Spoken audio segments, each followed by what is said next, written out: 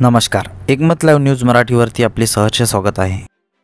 ययाती नाईक यांची पत्रकार परिषद, विधानसभा निवडणूक लढवणार। संधी जर मिळत असेल आणि पक्षांनी जर जबाबदारी दिली तर 100% आपण पार पाडणार। भाऊ, तुम्ही म्हणता की प्रत्येकाच्यामध्ये तुम्हाला न विचारल्यामुळे तुम्ही हा निर्णय घेतला। बरोबर, अगदी बरोबर। आणि कदाचित उद्या जर समजा तुमची समजूत काढण्यासाठी त्यांनी प्रयत्न केले, वेळ गेली, तुमची समजूत निघून गेली, परत जाणार का? वेळ निघून गेली, त्या कंडिशन नुसार त्या वेळेस जी परिस्थिती असेल त्यानुसार मी निर्णय घेईन। सर, ज्या प्रकारचा आपला पर्स्पेक्टिव्ह आहे आणि आपण जवळून बघितलं आहे तसं मागील 5 वर्षांमध्ये इंद्रनील नाईक यांनी कामं केलेली आहेत का? जसं काम व्हायला पाहिजे तसे काम झालेले नाही आहे। कुठेतरी तटागटाचं राजकारण असताना मी ह्या गटाला इतकं निधी देणार, त्या गटाला मी इतकं निधी देणार, ते जे निधी आलेले आहे तेच, बाकी नवीन काही विषय नाही आहे। सर्व पत्रकार बंधूंना मी इथे प्रेस कॉन्फरन्समध्ये मी ययाती नाईक आपलं स्वागत करतो। आज इथे आपण एक पत्रकार परिषद आयोजित करण्यात आलेली आहे। यासाठी आपण सर्व पत्रकार इथे बांधव पुसदमधील परिसरमधील जिल्ह्यातली आपण सर्व इथे उपस्थित आहात। प्रिंट मीडिया, इलेक्ट्रॉनिक मीडिया आणि यूट्यूब चॅनल यांचं मी परत एकदा खूप खूप स्वागत करतो। नेमकं म्हणजे आता सर्वांना माहिती आहे की आता नुकतेच लोकसभा निवडणूक पार पडली आहे। तर ह्या लोकसभा मध्ये यवतमाळ, वाशिम ह्या मतदारसंघामधून मी ययाती नाईक, माननीय संजय भाऊ देशमुख साहेबांना मी स्वतः पाठिंबा जाहीर केला होता आणि मी त्यांच्या मदतीसाठी प्रचाराच्या जोरात पूर्ण हा मतदारसंघ फिरून पिंजून काढलं। तर माननीय संजय देशमुख साहेब हे भरघोस मतांनी निवडून आले, त्यांचं मी इथे अभिनंदन करतो आणि पुढील कामकाजासाठी त्यांना शुभेच्छा देतो। आज महत्वाचा विषय पत्रकार परिषद घ्यायचा म्हणजे हा पुसद मतदारसंघ जो आहे विधानसभा क्षेत्र, तर ह्यात माननीय राजश्री पाटीलताई यांना लीड आहे। तर ह्या लीड मध्ये बॅनरबाजी होऊन राहिली, पुसदमध्ये कुठेतरी ययाती कमी पडला अशी वारंवार काहीतरी चर्चा चालू आहे। तर ह्यासाठी आपण इथे उपस्थित आहे आणि मी 2 शब्द बोलण्याचा प्रयत्न करतो। एक असं जर गुरुत जर पकडलं तर मी शेलूचा रहिवासी आणि शेलू सर्कल मधून, शेलू गावामधून मी संजय भाऊ देशमुख साहेबांना लीड दिली। आमदार निलय नाईक साहेब हे गवलीचे रहिवासी, गवलीमधून सुद्धा आम्ही संजय भाऊ देशमुख साहेबांना लीड दिली। मनोहर भाऊ, इंद्रनील भाऊ, विजय पाटील चोंडीकरांना हे पुसद शहरमध्ये राहतात, शहरमध्ये पण सुद्धा संजय भाऊ देशमुख साहेबांना लीड दिली। आता प्रश्न येतो हा 3000चा।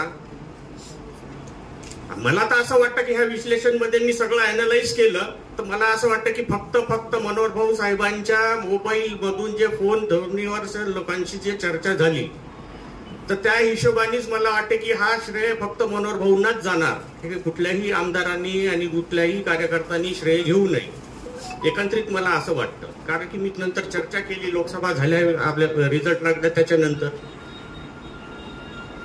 दुसरा विषय की संजय भाऊ देशमुख साहेबांना मदत का करायची? एक व्यक्तिमत्व आहे, अनुभवही आहे, माजी मंत्री राहिलेले आहेत, त्याचबरोबर त्यांना प्रशासनाचा अनुभव आहे, विकास कामं आपण खेचून आणू शकतो, प्रशासनाच्या ह्याच्यात कसे फाईल मूव्ह करायचे, कसं काम करायचे हे सगळे त्यांना अनुभव आहे। त्या अनुभवामधून आपण त्यांच्या कसा कामामध्ये स्वरूपामध्ये, विकास कामामध्ये आपण स्वरूपात त्यांना आपण प्रदर्शित करू शकतो, यासाठी आपण प्रयत्न केला पाहिजे। त्यासाठी मी त्यांच्या सोबत आहे। दुसरा विषय की एनसीपी, शरदचंद्रजी पवार साहेबांचा राष्ट्रवादी काँग्रेस हा पक्ष स्थापन होत असताना सुधाकरराव नाईक साहेब तिथे सोबत होते, त्याचबरोबर आमचा पूर्ण परिवार शरदचंद्रजी पवार साहेबांसोबत होतं। ह्या परिसरामध्ये जर आपण बघितलं की आता जसं अजितदादांनी एक छोटासा गट वेगळं काढून त्यांनी सरकार दुसरीकडे बीजेपी यांच्या सोबतच स्थापना केली, हे कुठेतरी त्याच्यात इंद्रनील त्यांच्या सोबत गेलेत, ते मला न विचारता गेले. त्याच्यामुळे मला थोडं आता खंत आहे की ते जर मला 2 मिनिटं जर बोलून जर विचारलं असतं त्या ठिकाणी आपल्याला काय निर्णय घ्यायचं, तर कदाचित हा चित्र दिसलं नसतं. ही एक दुसरी नाराजी आहे. त्याच नंतर आता मी सुद्धा इथे 20 वर्षापासून काम करत आहे, तर काम करत असताना माझ्यावर जर कुठली जबाबदारी दिली असती तर मी व्यवस्थित पार पाडली असती. दुसरा विषय, कुठेतरी लोकसभाच्या ह्याच्यात मोहिनी नाईक यांचं नाव समोर आलं, त्यावेळेस सुद्धा मला विचारलं गेलं नाही. कधीतरी जर मला विचारलं असतं की बा आपण ह्यांचं नाव आपण पुढे करायला पाहिजे का, आपण तिकीट मागायला जायला पाहिजे का, तर आपण मी सुद्धा त्यांना होकार दिला असतं, त्यांच्या पाठीशी राहिलो असतो. पण तिथे कुठेतरी मला डावललं. ही एक दुसरी नाराजी आहे माझी. आता बघितलं तुम्ही मागचं विधानसभेचं लीड आणि ह्या लीड मध्ये जास्त फारसं काही हे नाही आहे. ह्या पुढे जर काही आता विधानसभेच्या हिशोबाने जर काम करायचं असेल तर वेगळी रणनीती राखावं लागेल. ह्यासाठी मला सुद्धा आता अभ्यास करणं सुरू करत आहे मी. आणि संजय भाऊ देशमुख साहेब हे एकटे होते जिल्ह्यामधून, सर्व आमदार एक बाजूनी आणि एकटे संजय भाऊ देशमुख साहेब, आणि विधानसभा पुसद क्षेत्रामध्ये सगळे आमदार एक साईडला आणि मी एकटा एक बाजूनी काम करत होतो. पण कुठेतरी हे पुसद मध्ये आम्ही कुठेतरी मागे पडलो.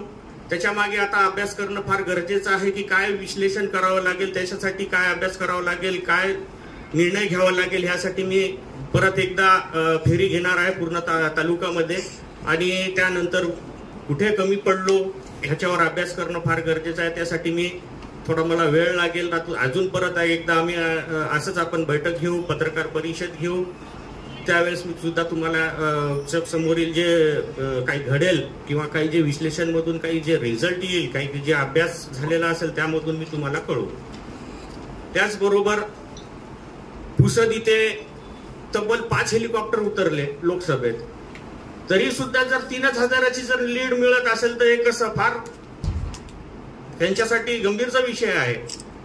आणि दोन्ही आमदारांनी लक्ष घेणं फार गरजेचं आहे, कारण गवलीमधूनही लीड आहे आणि पुसदमधूनही लीड आहे आणि शेलू माझं गाव जे आहे तिथूनही लीड आहे माननीय संजय भाऊ देशमुख साहेबांना. तर यांना कुठेतरी बॅनरबाजी वगैरे किंवा श्रेय घेणं यांनी थोडं टाळावं असं माझी विनंती आहे.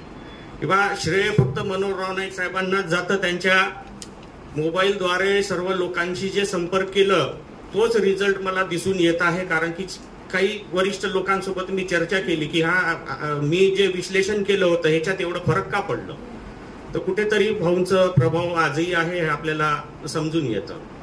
दुसरा विषय, येणाऱ्या विधानसभेच्या तयारीसाठी मी कामाला लागणार आहे. आपण सहकार्य करणार, त्यासाठी मी तुमचा विनंती व्यक्त करतो.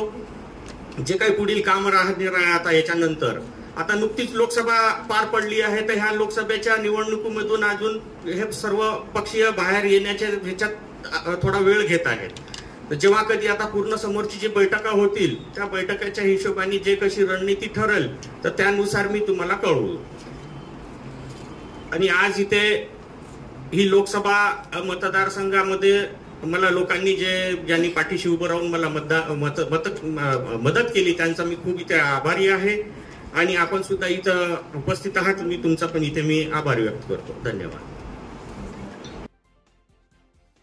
बातमीला लाईक करा, कॉमेंट करा, शेअर करा व सर्वात आधी ताज्या घडामोडी बघण्यासाठी एकमत लाईव्ह मराठी न्यूज चॅनलला सबस्क्राईब करा.